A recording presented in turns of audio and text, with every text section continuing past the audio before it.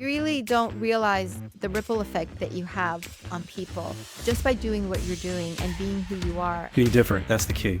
Don't be afraid. Like, got to get over the fear of people like not liking your marketing. I feel like we're so afraid of like swinging the bat. Like, oh, I don't know, like, yeah, like it's not perfect. Like, let it rip. The Earley Show will begin after a brief word from today's sponsor, Answering Legal. Visit answeringlegal.com to learn more about our 24/7 virtual receptionist team. I would absolutely, without question, recommend Answering Legal to every law firm. Not one law firm, but every law firm out there. I've gotten so much business as a result of hiring them. I knew that we were getting a lot of calls after hours. So I needed a company to answer those phone calls live and to get the name, number, because that's key information. All my cases are called back. Answering Legal is the best.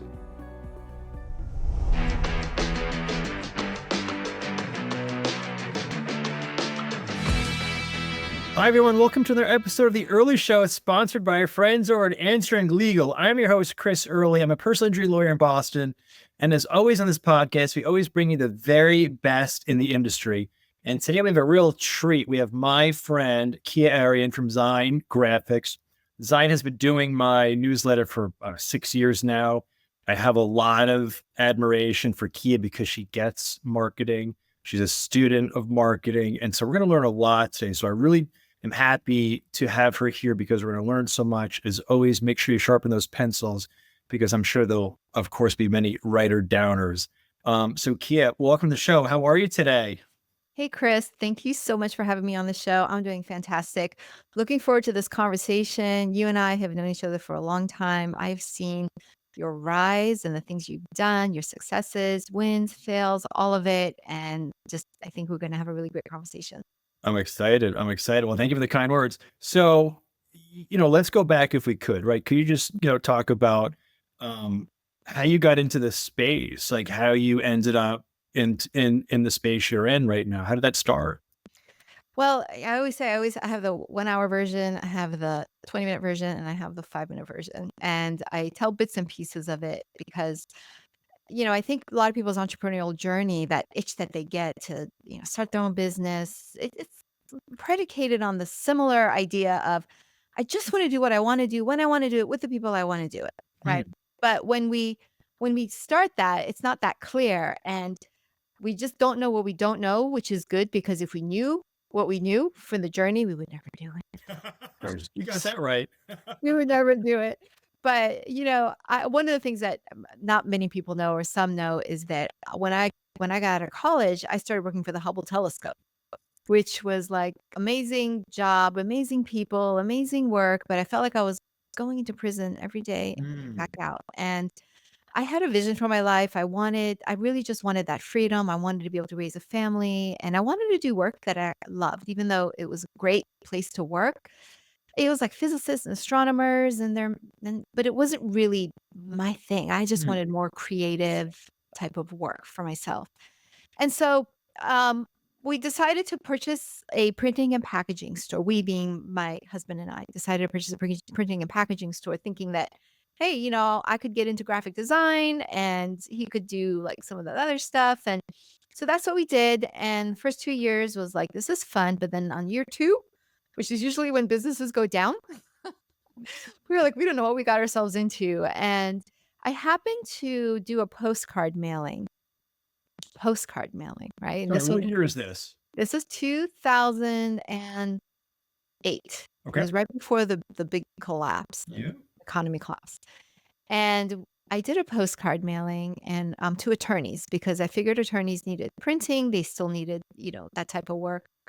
Mailed about 100 of them. 50 came back. And the one person that reached out was Ben Glass. And I went to meet with him because he was in my local area. I went to meet with him and he was like, yeah, I redid my price sheet and I lowered them because I wanted to get his business. Yep.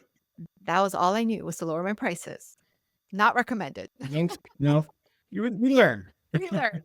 But, to his credit, he saw my price list and he was like, why are your prices so low? Like, Surely there's something wrong. And Yeah. so he got my whole sob story, and, that was a whole story in of itself. We really connected. He gave me all the marketing information, and that's where I really started my journey of learning about business development, marketing, writing, direct mail, all of that. It just like I couldn't get enough of it. And over the next, few years, I just learned what I realized that printing was not going to get me far. So I started to incorporate at that I had incorporated the design services, but I realized that was starting to become a commodity. So I said, okay, I can't stay with design services, even though we still did that. Then I brought in the marketing. So did a lot of the marketing for several years until that started to kind of explode. But then I also found my niche in the area that I really loved in marketing, which was brand development. And so reinvented that business over, the 20 years about 20 years ago or so. And that's where we landed was we still do the print marketing, we still do the design work, but we found that without the brand and the message development, none of that is really that effective. So that's the 5-minute version. I love it. It's so funny that the people we meet in our life, some can be really super impactful. And Ben Glass was a guy he was that guy for me. Because I don't know if you and I are friends today, if we know each other, working together, if not for Ben Glass, right? That's So right. it's just funny how the universe sort of, connects us.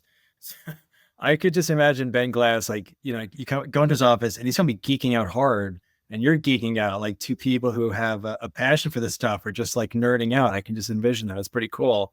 Yeah. Yeah. You really don't realize the ripple effect that you have on people just by doing what you're doing and being who you are. And, and I've said this about Ben, like when I went to his office, there was a different energy there that was more than just we lost services. It really was about purpose and doing greater things and about the people. And that was really, truly, I mean, that's the kind of person he is. And that's the kind of people we all can be in Mhm. lives. Yeah. So let me ask you this. So you got going in the legal space, right? You found an opening, an opportunity, and then were you already sort of involved in information marketing, studying that, or did you then sort of begin that quest, going Yeah. through emphasis? So that was so when so Ben found his printer designer, and all I needed was that knowledge, right, to help support what he was already doing. So, and because Ben was in the legal space, I naturally learned all about legal marketing, law firm marketing. And here's a funny story. When he was telling me about like direct response marketing, and he showed me all the guides and reports that he would write, and he would offer them for free. And I was like, "What? Like, why would you write a book and advertise a book and give it for free? That made no sense to me." And so when he explained to me that whole idea of why you would offer information marketing to start with, and how you create an audience, build a list, nurture, that you gain trust, credibility, and that, I call it trust-based um, industries, which is lawyers or financial advisors, consultants, others who sell a service. And so it Yeah. all made sense to me. And that's how I got involved in the information marketing. That it's a little different than products or manufacturing, and got connected with Dan Kennedy. And that was a whole new like quantum leap when that happened. Didn't you meet him? I did. So when I shortly after I had met Ben, Ben had he had met Dan about 5 years. So he had connected with Dan for about 5 years and had like conversed with him over fax, here and there. And Ben was one of the only, I think, attorneys that was in Dan's world at that time. And so, he got attention. But then Ben decided to join the Titanium Mastermind, and at that time, I was pretty much Ben's marketing team. It was me and Yeah. like me. And so I went with him because we were talking about marketing and growth and his great legal marketing. And so that's where I met Dan Kennedy. And I think we were in that mastermind together for either 2 or 3 years. I did meet him. Wow. Yeah. That's so cool. Yeah. It sounds like me, your head was exploding with this Yeah. novel concept of doing things differently than the pack, like really standing out, being different, offering things for free, educating people through your marketing, gaining trust as lawyers, almost everyone listening to this, Kia, is an attorney. We have to get trust clues. Dan Kennedy wrote a really good book about trust. I forget what it's called, but I read that book, and that changed how I approach my website. I need to be a very welcoming, trust-filled environment filled with reviews, social proof, right? Social proof is a big concept here, but what you have to, I spoke to a group of lawyers, Kia, recently. I said, people don't like us. They're freaked out of us. They're intimidated by us. We have to break that down and show we can be trusted, right? So I know you get that, but I think it's really important for the audience to really understand you have to assume you're not trusted until you are trusted. And then once you are trusted, you can get those raving fans, but we'll get there. So I stumbled into Ben Glass's world, and that just changed my trajectory. Then we met, you and I. This is 2019. I was a caveman. I discovered fire. I was just, holy smokes, my hair was on fire. This is an avenue to separate from the pack. This is different stuff, right? This, building a list. I never had a list, Kia. Newsletter, I'm not doing a newsletter. It's ridiculous. That's no. I'm doing other things. And then I slowly started to understand, this is pretty powerful stuff. So ever since then, I've been doing my newsletter, the early edition, because I trust you, because you get storytelling, and you just mentioned before, brand building, right? So we then, started working together, and it's been a really nice partnership because you get what I'm trying to do here. And, I encourage the audience, you have to get a newsletter. You just get it off the ground, get something started, right? So, you and I, like I said, good synergy. What are some things you think what's some low-hanging fruit? The attorney listening to this, he doesn't really have his list, hasn't written books. This is very intimidating stuff, Kia. There's a lot of work we're looking at right now. What would you do to sort of separate from the pack and go on this path of, a different path than maybe most are taking to stand out? That's a really good place to start, because there are still, like you said, when you get into that world of marketing in a different way, it feels intimidating. Where do I start? There's so much. Yeah. Because the ones who are not in that, how to market your law firm, here's what they're doing. They are putting all kinds of we have, we're so good, we're so aggressive. Yep. Our services, we've been in, practicing law for this many years. They may have some social proof, but they really, everybody else in their market is saying that too. So they're not saying anything different from what the other attorneys are saying. And so what do?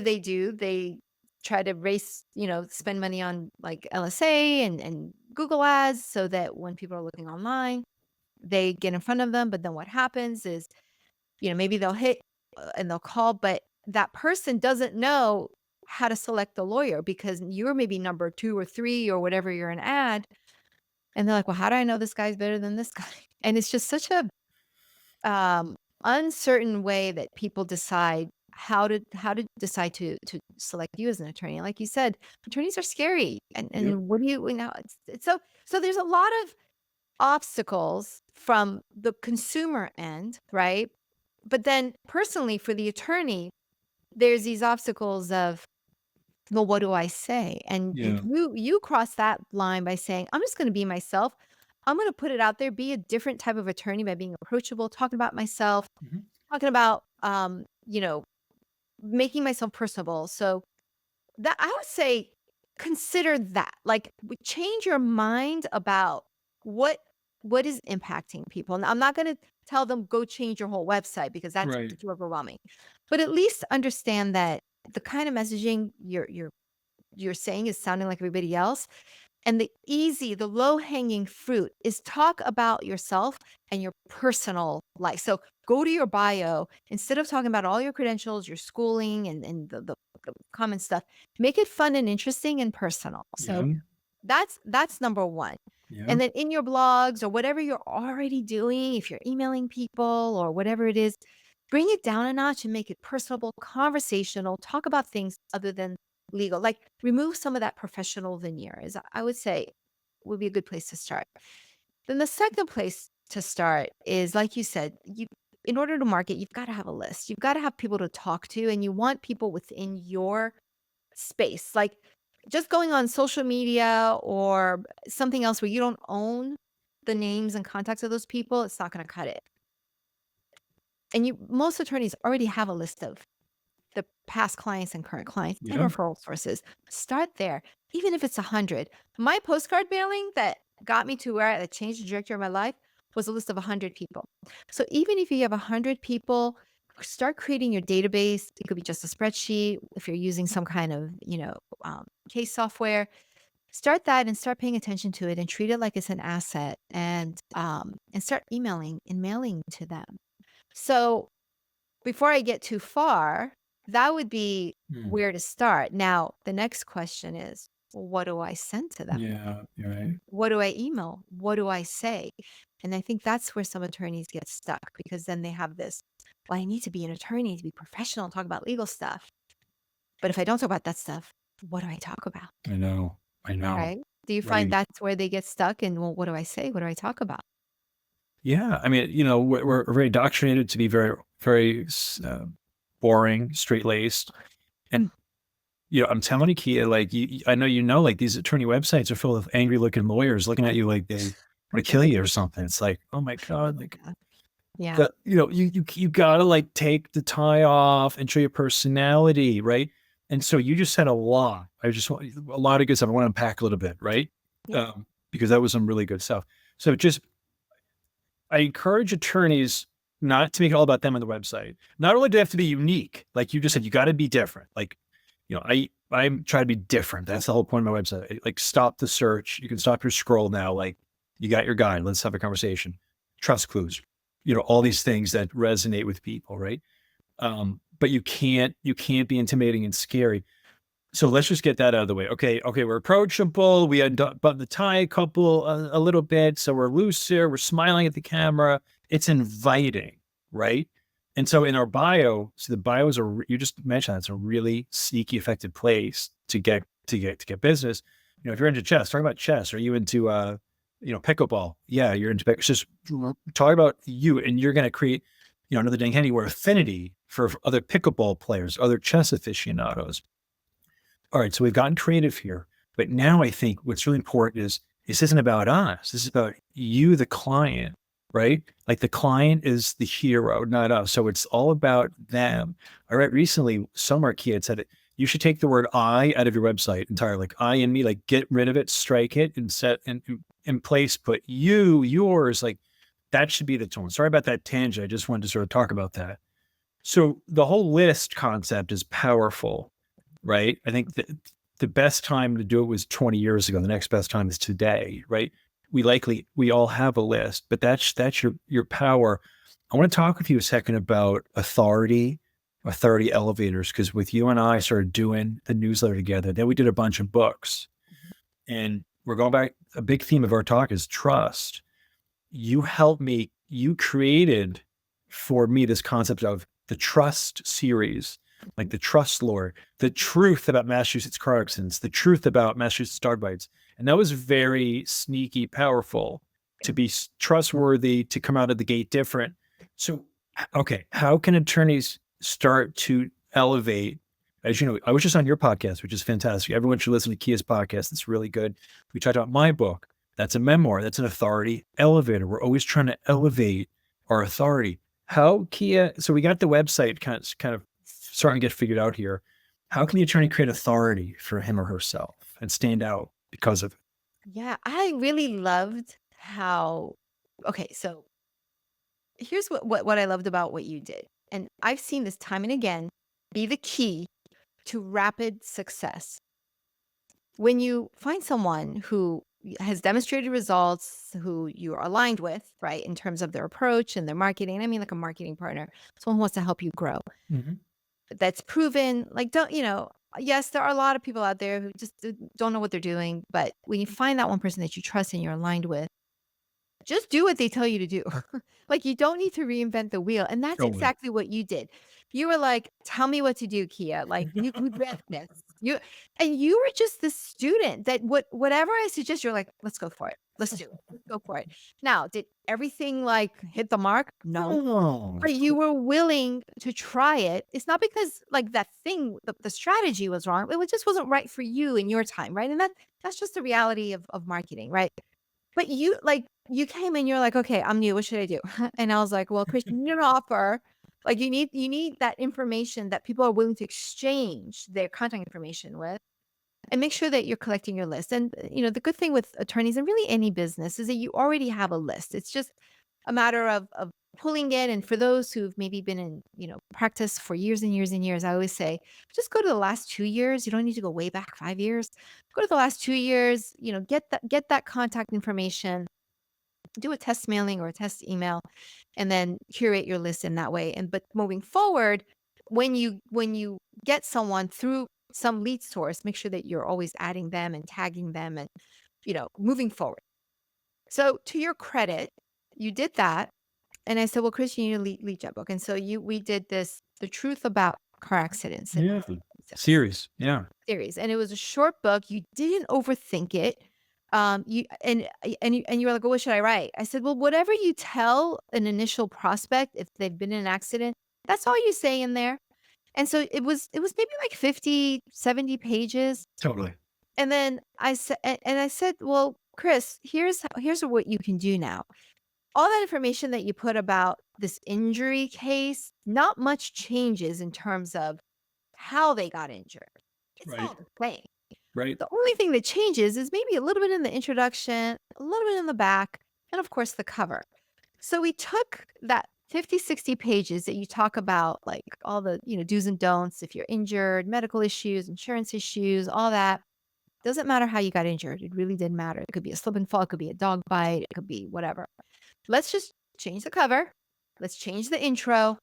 And now you've got 4, 5, 6, 7 books that now really elevate you as an authority, because now you have a book on that particular subject and you can niche down, because now someone might have gotten injured, but it was a slip and fall, but you got the book on slip and fall. Now you're different. Being different. That's the key. And that was so easy for you to do. Like you did it once and repackaged it 5 or 6 different times, and you still use it. And I still use your book series as an example. We created a brand for it, and it was brilliant. And so it was your concept. It was your concept. You got to listen to professionals who, I don't know design from calculus. Right. So if a calculus teacher tells me, hey, we're going to do this, like, I'm going to do that. You have to listen to people and be one. Like, I don't know. I'm sure you deal with attorneys all the time. And I feel like we're so afraid of like swinging the bat. Like, oh, I don't know, like, yeah, like it's not perfect. Like, let it rip, send it out, right? Send it out to sea and see what happens. Your newsletter is going to be bad at the beginning, probably, right? But people like Kia can help you to figure out your voice. My voice was authenticity. Just sees what you get. And I don't want to attract everyone. I want to repel a lot and attract that small, percentage that they get what I'm putting down. You used the word before, offer, right? I know what you're talking about. Could you talk about offers and the power of, language with attorneys, and their marketing? Can you talk about that? Yeah. And just to go back on the point that you just said, Chris, I really acknowledge you and give you a lot of credit in your approach. So the thing that holds up attorneys, and that it's not specific to attorneys, some people, but it tends to be rampant in attorneys because they're so detailed.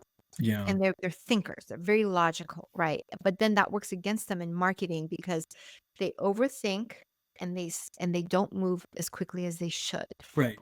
Failing fast, but failing forward, right? And they don't, failure is not a good thing if you're practicing law, but very expensive, and you're impacting lives. So I get it. I get that you have to really work within that tight framework. But you've got to shift when you come into marketing, and you have the ability to do that, where you're like, let's do it. And you don't overthink. You try things. If it doesn't work, move on. Like you don't, like, oh, I'm not going to do it again. And so that's to your credit. And I really encourage the attorneys to adopt that mindset, be flexible within their marketing, because you go up, right? So that's that. Now, in terms of offer, I get, yes, it's our language. We're like, we know what it is. But basically, going back to, if you've never done that before, why would you create an offer? Because people don't, unless it's, so for acute cases, like for someone's been injured or they're in jail, or, like the acute need, it may not be as relevant because they need to hire you today, right? Right. But somebody doesn't know that they're going to go to jail or they're going to be in a car accident So now you need something to draw them in so that they stay in front of you, like you stay in front of them. And that's what you're offering them. And as an attorney, you're offering them information, you're offering them education, you're offering them entertainment, which is your newsletter, which is your life, which is, we have one attorney who does a newsletter and he has this, he's in Florida, and he has this section that says only in Florida. And it's like weird legal stuff that happens in Florida. He has like a contest section. He has, and you have all these fun, interesting things in your newsletter too. Entertain them. People are, and when it comes into their mailbox and not in email, that's even more attention. So you're offering them something that, number one, keeps you top of mind for when they do suddenly wake up and they're like, oh my God, I need an attorney. And number two, you're exchanging information. Mhm. So now not only are they giving you their contact information and they're giving you permission to stay in Mhm. contact with them, which is their attention, which is gold. Number two, you are you're positioning yourself as the go-to, as the trustworthy person by staying in front of them. So all that is just, have something to offer them. Have something that's, kind of like when you go in the mall and someone's like handing you free samples. Right. Yeah. You go and you're like, oh, that's an offer. Oh, that's okay. We'll go eat here. And as opposed to the other 10 restaurants, they made an offer. So Yeah. that offer could be a book. That offer could be a free download. That offer could be your newsletter sign up. That offer could be a webinar, a seminar, um, lots of different things. Yeah. And then, you want to take it up a level. You could, you could do email automation, right? Someone drop them into a sequence. They opt in on your website for the book, the newsletter. Now they're in your universe. Now they're in the herd, like Dan Kennedy talks about, right? So this is your most valuable asset. And Dan Kennedy talks about, that fence around your herd has to be a bulwark of defense. So no competitors can come in there and take your raving fans, right? This is what this is about. We're not trying to get everyone to love us. We want to repel, as we said, those who don't have affinity towards us, but those who do, that can be rock solid, right? And so there's so many ways to spin this, but I talk about success, Kia, like stacking things. Like with you, I stacked books, newsletter, right? And then we did an attorney mailer, right? And that was, very effective. I have an attorney, a couple of attorneys keep referring me cases because they were on that newsletter. I'm sorry, that direct mail piece, that postcard, right? I've tried a lot of stuff, you right? But I'm willing, like nothing special, but we're willing to swing the bat. And I think that's really, really important. I just want to go back to something you said earlier about, you were a little greener back then and you reduce your prices. Now, obviously, you probably have a different mindset when it comes to price. Can you talk about the danger of reducing prices and being a commodity, a race to the bottom? Can you talk about that? Yeah. Well, um, within the attorney space, right? Where we're talking about like the professional service type, the consultancy. So the state planners, maybe the DWI, those where there may be some, bankruptcy, there may be some pricing flexibility. For personal injury, they're all contingency. So, but for those who are, they feel like they have to compete on price, there's a mindset that I got to be low and I got to compete. I got to be lower. But what you need to understand is that the people equate value with the price. So Yeah. if they see you as the lowest price, they think that something is wrong or maybe you're not the best. But if they're shopping around, if say you're an estate planning attorney and your basic entry package is like $8,000, whereas the guy, down the street is maybe 4, they're going to be like, what's the difference? And if you give them that value, if you're able to show that this is the difference, they'll know that that 8,000 is definitely worth the price, right? Like you can't just like raise your price just to be raising your price. There's got to be some show of here's a value. But the power of just being the higher price itself and positioning yourself as a more premium, that itself, even if you don't try to prove why you're a premium price, that itself has a positioning power within your market. It might repel a few people, but Good. yeah, exactly. But do you want to have like 10 low quality at 5,000, or you want like the, 8 or 5, high quality at the 8 or 9,000, right? You're right about the same net, but who do you want to work with? I love that. Position yourself in that way. There are DWI attorneys that we work with. They will not see you unless you pay a fee. Now, a lot of these DWI attorneys will see you for free, but they will say we charge for that initial consultation, and that really elevates your position to them. And that's not that hard to do. You just have to earn it, right? So hey, I'm expensive criminal defense lawyer because I wrote a book about this stuff. I'm expensive because I'm doing this for 20 years. Like, when attorneys are desperate, people smell it, they sniff it out, and they run because you're a commodity and you're not desirable. You want to be the attorney who's expensive, who's in demand, Right. who doesn't take on unscheduled phone calls, who's really in demand, right? And the degree to which you can establish that will determine your success, right? And this is low hanging fruit. This is not like hard stuff, right, Kia? Like to develop your authority, refine it, keep adding this to your website. Here's another free report I wrote. Here's the book.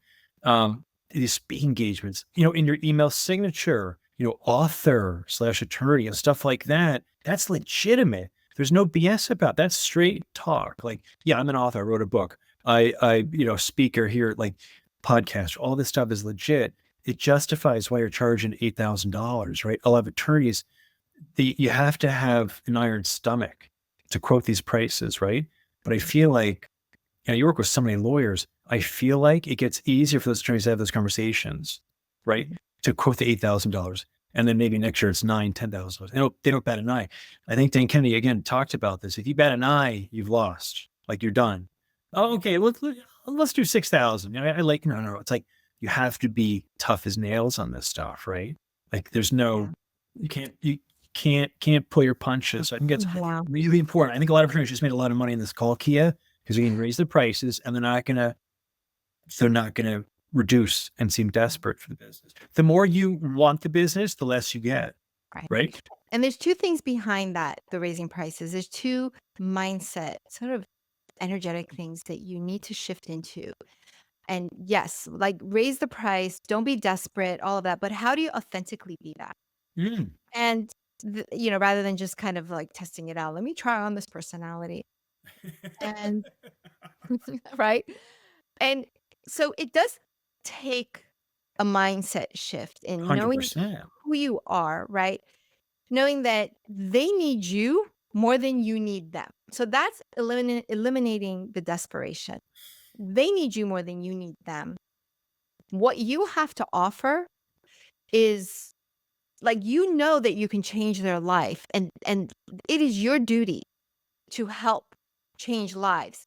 But you're not going to do it for free. You're not going to do it for super low price, because they need to put skin in the game. So Right. even if you don't want to, the more that they invest, the more that they're going to be involved with you. And Yep. that connection is stronger because they're paying more. They're more compliant. They're more invested. And you cannot show up in a please, thank you, be like really nice. It has to be this energy of, you're not a jerk, but this energy of, look, you need this. And I'm the one who's going to be able to help you. You're free to go to other people if you want. Like, there's got to be this really authoritative. Right. That's a good word. Authoritative. Yeah, Yep. authoritative, stand your ground. Don't be persuaded, and don't try to be too accommodating. There's like a lot of contrarian principles here with, like, you want to make them feel welcome and you want to make it feel like you care about them, but it's like this tough love, like, we care about your outcome. And if it's all about the money, we're not your guy. But, really taking a very authoritative approach to your pricing, and knowing that it's an exchange of energy that they need to invest as well. Yeah, I love that. That was Right. gold. That's kind of like high level stuff, That but was really good. That was really good. Plus, even more money these attorneys just made on this call, because like this is all like nothing you're talking about is like that hard. But the mindset, Yeah. right? When you met Ben Glass and, when I met him, just like the mindset was like disrupted, and there's an element of resistance, like, oh my God, this feels weird. Like, no, I have to, reduce my price. And then, no, I can't stand out. My website has to be generic. When you can get out of those biases, I think you can really separate. That's I was 15 years into my career when I met you and this whole world of, direct response and standing out. And so I encourage the audience, don't wait 15 years like I did. But then when you find something like this, that it has to be genuine, right? Like this stuff speaks to me, that this conversation we're talking, like, this is like, I subscribe to the stuff because it works and it makes my life better. It's not just business. Like, this is how I, sort of operate my sort of operating system for life is to be genuine, and that permeates. But that was really good stuff. Can we just talk about newsletters for a second? I know you've worked for so many years with so many lawyers. If I might ask you a tough question here, what's your biggest frustration with working with attorneys and the newsletter, right? Because once you get that puppy running, it's going to be, they'll understand, but like, what's your biggest challenge when you deal with lawyers at that point? Inconsistency. Yeah. So they'll like send an issue, maybe 2, maybe 3, and then they'll stop. And they might pick it back up again, but it's not staying with it on a regular basis, because newsletter is a top of the funnel type of marketing where they feel like what that means is that, okay, the funnel talk, I don't know, it depends on where you are in your marketing, education. But when you talk about the top of the funnel, this is where everybody who could possibly be your um, prospect or not comes in, right? This is your website. This is your, Google ads. This is when you go to some kind of event. They all come in and it funnels down. And then eventually you start disqualifying people. Well, this person isn't my deal. This isn't the kind of practice I do. This person, he's just, whatever the reason is, then they narrow down until the point when then they convert, right? And they become a client.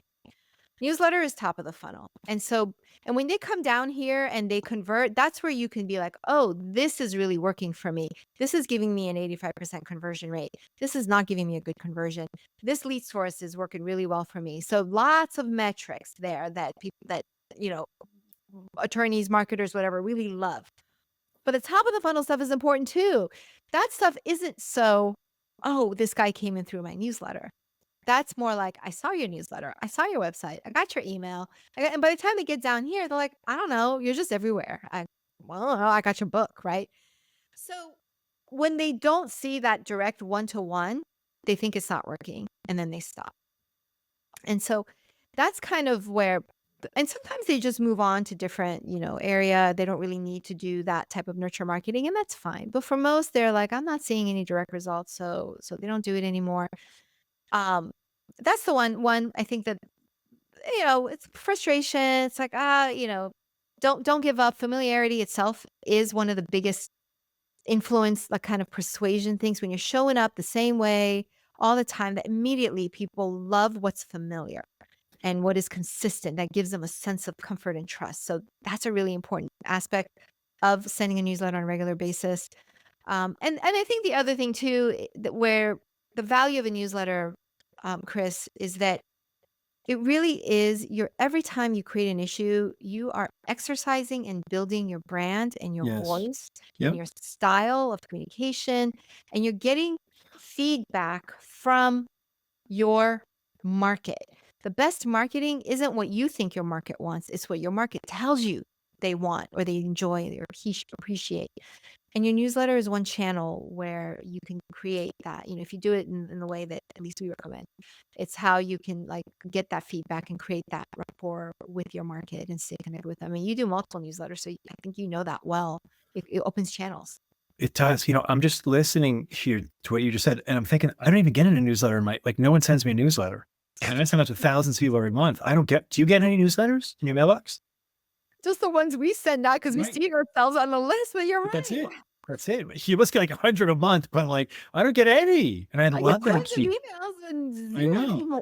Yeah, it's easy to hit send. It's a whole lot harder. But this is just low hanging fruit. All right. So the attorney, let's say, okay, fine. You got me, Kia. I'm going to do a newsletter. Okay. What are some, every newsletter is different. You we can't fake it till we make it. It has to be genuine, it has to be real. But what are some table stakes? So things that are engaging, people find interesting, that maybe can be just get the attorney going, right, to get it out the door, or refine what they're already working with. Sure. So if you were to start a newsletter on your own and you want to just get something out. So here are some like top 10 things. Or not top 2 or 3, whatever. So we talk about a balance of legal content and lifestyle content. Your legal content should be limited to, here's how we can help you. And this is like somewhere on the newsletter that always stays there, like on the side, on the bottom, Yeah. maybe on the back. Here's what we do. Here's how we can help you. Here's how to contact us, right? Then there's the other thing that is legal content, are like reviews or testimonials. Include that, because then they're talking about how you help them. And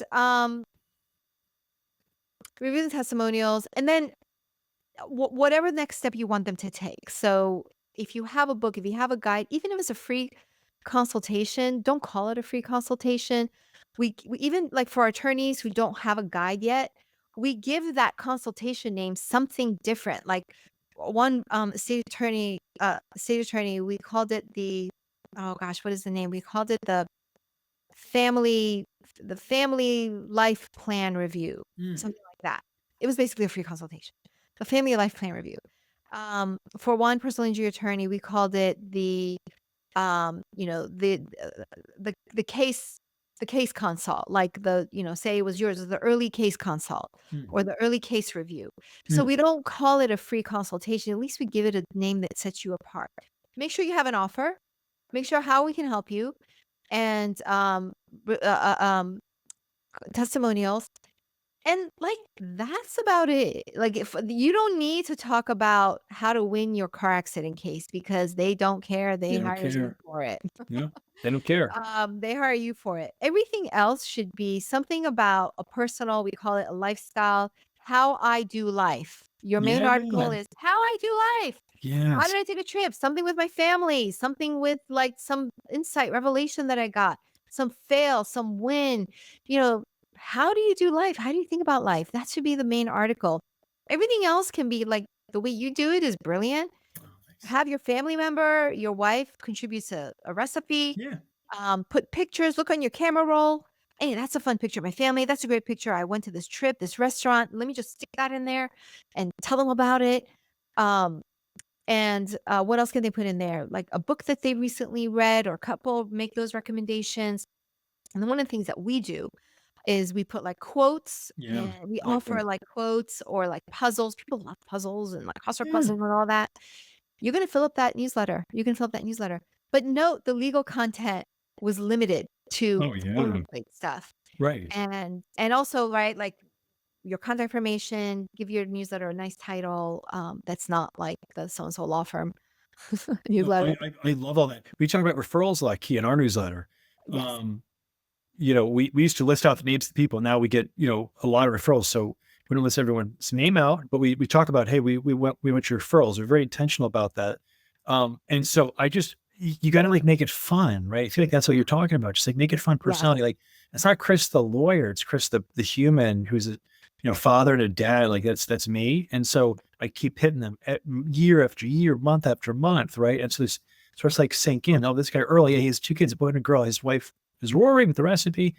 And then, who's going to get the call? Like me or some random guy on Google? I'd like my chances because we've established a relationship. And so this, but some attorneys don't subscribe to it. You got to play the long game. You got to keep setting that sucker out, right? It really takes time, but it's, to your point earlier, at the very beginning, talk about building your brand. This is a big centerpiece. You don't have to be a trillionaire attorney to do a newsletter. It's very accessible. Carve out some money in your marketing budget, and then let someone like Kia run, tease out of you the vision that you may not have creatively inside of you or identified yet, as she has done for me. But you need a professional who understands the language. This is very effective stuff. But this is really super helpful. And so I'm just curious about the brand thing. So like, I know it's a big, hairy topic, but when you assist with the brand with an attorney, they come to you off the street, hey, Kia, I need a brand, help me out. Yeah. what's your first, like, how do you do that? Like, what's that all about? Yeah, I love talking about this because truly for attorneys, and let's just say it, legal services are a commodity. They're a commodity. Absolutely. Absolutely. So 100%. how now separating yourself from this commoditization, it really is going to go into brand. And I think the reason why it's a challenge for attorneys is because it's such a, it's attorneys do so much in their head, right? But brand development, you have to drop down. You got to kind of get out of your head and start to feel what is feels aligned and feels like the uniqueness in you. And Yep. that's where I draw that out of people, right? And not to sound too like touchy-feely about it, because most people think of brand as like my website, my colors, my fonts, and all that, and that's all good. But when it gets down to it, it really is the personality of you and your law firm. Yeah. And there's no measurements for that. Now, there are some like you could get into data science and like brand, like there are some at the high level, but for most attorneys watching, you're not going to get that deep into it. You need to kind of find someone who can help you draw out the thing that makes you unique. And the thing that makes you unique, it's hard to see yourself Yeah. because you're in the jar and you can't see outside the jar. And you need someone that's going to tell you, this is what I see. And it's going to ask you the right questions and pull that out of you and then integrate it with your business, your law practice. That's a skill that not everybody has, which is why it helps to work with a brand development expert who can take those different data points of who is Chris? What does he love? What's important to him? What makes him unique? What does he do at his law firm? What are the outcomes that he gets? How do we bridge that? So now we create this completely unique business brand message that feels good to him, helps with his business, and is sustainable because Love it's it. not fake. It's not something that They you can smell, they can manufacture. sniff it out. They'll know. They Yeah, can sniff they know you're a yeah, fraud. You're not there, but they know you're real. That's a magnet, yeah, right? yeah, well, You they know you're identify the real. real. You tell me about the jar, which is a nice metaphor, right? Like you Right. don't know who you are until you get outside perspective. And so a professional like yourself can reduce that to a visual to the visual, right? And like The make a visual, newsline. the message, right? Yeah. Yes. Yeah. The mindset. Yeah. Totally. Give the attorney courage to continue to, um, speak in that way and to subtle transformations of his marketing that incorporate what the things that he values, but it's sustainable because it feels authentic to him. And then when he gets that feedback of, wow, thank you for saying that, then it encourages that. So it truly is sustainable and it really becomes gratifying because then it moves into really operating in your purpose of I love that. why you Sustainable. do. I Yeah. love that, Kia. And you own that newsletter. It's not like you're renting space on Google, LSA. It's like All right. that's your real estate. You put your Right. flag down, Right. and no one ever calls me, at least not that I'm aware of it, says, "Hey, take me off your newsletter list." Like no one is like offended. They just worst situation, they throw it away, but they saw my name. So could we just, I want to be respectful of your time. Just wrapping up. Could we just go to list building for another second? So, sometimes we get shy. Should we put these people on our list? I don't know about you. I put everybody on that list, Mhm. and I try to use automation to help, right? So every inquiry on the website, they get into this funnel, right? They get put into the sequence. So they're going to get the newsletter. So this is what I do. I just want to share this to you. I think you already know this about me. So I do my mail newsletter. I do a weekly email to my to my list in general. It's this, it's just it's not for attorneys. It's for everyone. That's a Thursday email, but I have a second, and that's thousands of people. I have a second email that goes out just to attorneys on Fridays. So I'm speaking very differently to the attorneys that do that other list, but you have to hit people. I got that from Charlie Mann. I thought once a week was like brazen.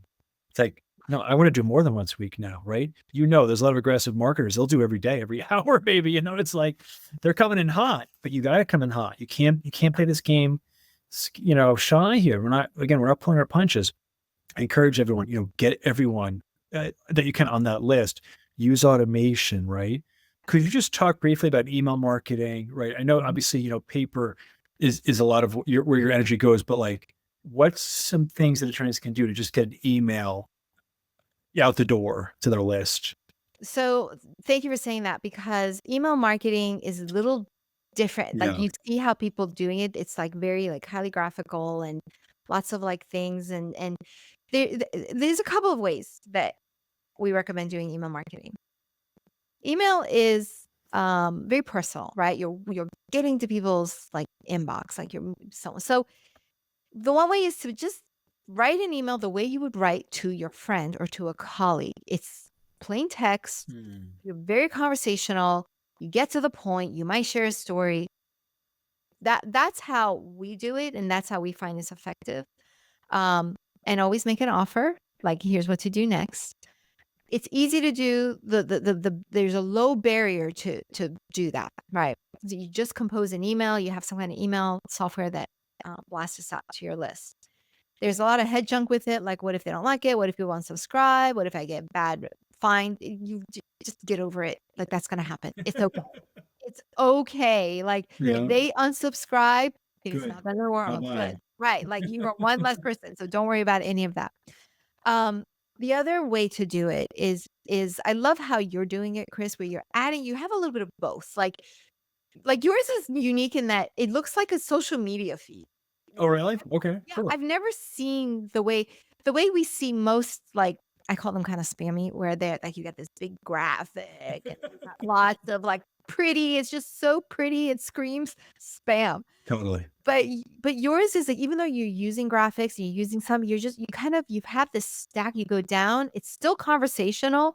They're short, they're like these social media posts. So I think it's brilliant. I think you just created a whole new category of email marketing, actually. Oh, thank you. Appreciate it. By stumbling, but thank you. Right. I've never seen it that way. But I would say, for the attorneys who are not doing email marketing, don't get caught up in what graphics should I put, how should I format it. Compose a basic text-only email. Tell them something interesting, a story, like something educational, entertaining. Give them something valuable, like an offer. Hey, I have my new book. Download it, and that's it. It's easy as that. Get on lists. So, like, get on, your list. Get on my list. See how it's done, and then emulate. That's how I learned email marketing. Is I learned a little bit, but then I emulated the people who were really knocking it out of the park. And then you get better, right? And you get tweak better. things. Yeah. You're always like adjusting knobs. Like, let's try this. Let's put this here. It's constant innovation. Always. Right? Don't be afraid. Like, you got to get over the fear of people like not liking your marketing. There are good people who don't like it. It's okay. If everybody likes it, that means you're being like you're being like everybody else. You need to have people who be like, "You're dumb. This is dumb. Get me off your list. You're getting on my nerves." Good. But don't let the door hit you on the way out, buddy. So, one thing this isn't really rocket science, but I stole this from somewhere, probably the Dan Kennedy, someone like him, repurposing assets. So if I have a LinkedIn post that does well, I don't need to reinvent the wheel, Kia, for my Thursday email to my at large list. That's my piece right there on the top. And what's the worst that's gonna happen? Oh, Earley just put this on my did 2 days ago. Oh, God, I can't say it. No one said that. Yeah, I don't think they're gonna say it. So, like, we don't need to reinvent the wheel, right? Repurposing assets. You have to like leverage what you got, make the most, squeeze that lemon, right? I think that's really, really important. That is a brilliant strategy that we use in our newsletter. We call it the content concierge, where we take content that you've already put out and we just repurpose it in your newsletter. Love it. And yes, so I use that myself. So I will send an email, then I will post it on LinkedIn, then I will post it on Instagram, and then I will post it on Facebook. Love it. And you know what? People have the attention span of whatever is like a dog, whatever. They need to see it at least 12 times for it to register. That's why nobody will ever complain. 100%. I'll let the cat out of the bag. I oftentimes will post LinkedIn. If I have a winner, 6 months later, I'll tweak that. I don't need to, if I have a winner. So this has been really, really helpful. A couple questions to wrap up. What motivates you? My softball. What motivates me to in general, or like in general? What motivates me is seeing people shift from an old mindset to a new one that is like life changing for them. That's great. It's kind of intense, but that's why I love like connecting. I love doing my podcast and getting on podcasts and talking and teaching and coaching, because that click moment, there's a click moment that they're like, wait, that's actually life changing. Like that actually gives me life, and I'm doing things differently now. Like I could feel it now. Like when I love it. yeah, I love it. I that love it. motivates me. That's amazing. What's your greatest success in life so far? My greatest success, I would say, is transforming myself for the sake of my kids. Okay. In fact, I'm doing a podcast with my daughter next week. I'm so excited. That's so cool. And Yeah, that's awesome. when I realized that my daughter, who was 6, and my son was born when she was 6, and she was emulating a lot of my bad habits, my bad attitudes. I was like, this is not gonna fly. Like she cannot be a version of me that's broken. And so I just went on a journey of I just want to be a better example for her. And that really took me on an incredible journey of transformation. And that's why I love the click moments. Like you pursue it, it will be found, and it will change, and it will change the people around you. Oh yeah. So I would say, go me, that I had the awareness and the, tenacity to really stick with it, and then not be afraid of the times where like I was utter failure. I love the vulnerability, the honest that you just really talked about what I'm trying to do. Just like get better so they don't have the bad stuff. At least for my kids, they don't have to get the bad stuff that I have, and because they're always watching, listening, and they're taking notes. Right. Yeah. And so it's Yeah. tricky. And I think every parent, if you're a parent, like you look at like the things in your life that weren't so well, and you want to be able to provide for your kids because you didn't have it.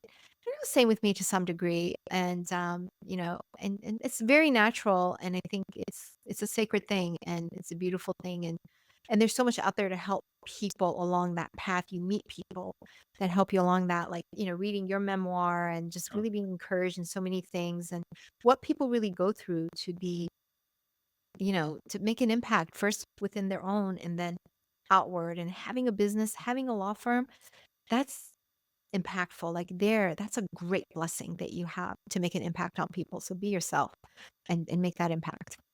I love that. Okay, that was some seriously strong stuff. Thank you so much. How can people get in touch with you?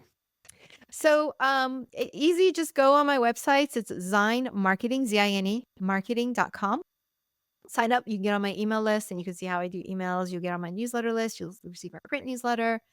But for your audience, what I'd love to do is I have this self-paced brand discovery worksheet, and you can go through it in about 4 hours, and there's a bunch of questions that I ask, and if you fill out like most of it, just send me an email, and if you can share my email, Chris Arian at zinemarketing.com. Send me an email, ask me for it, I'll send it to you.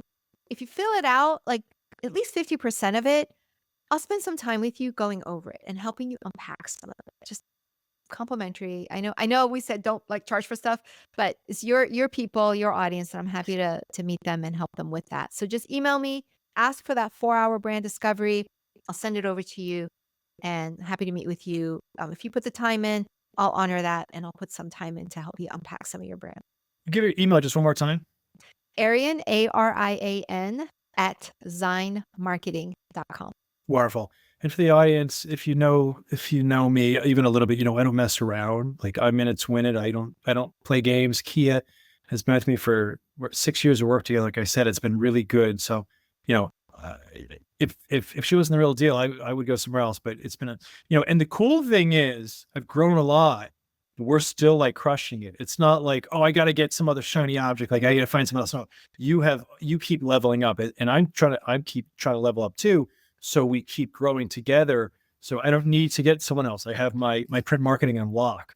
So I encourage you, just reach out to Kia, have a conversation. Kim, the team is fantastic. Kurt, everyone's legit and cares. They want to see me win, which is really cool. Like they care. They know my story, how screwed up I am, and they still like me. So that's cool. At least I think they do.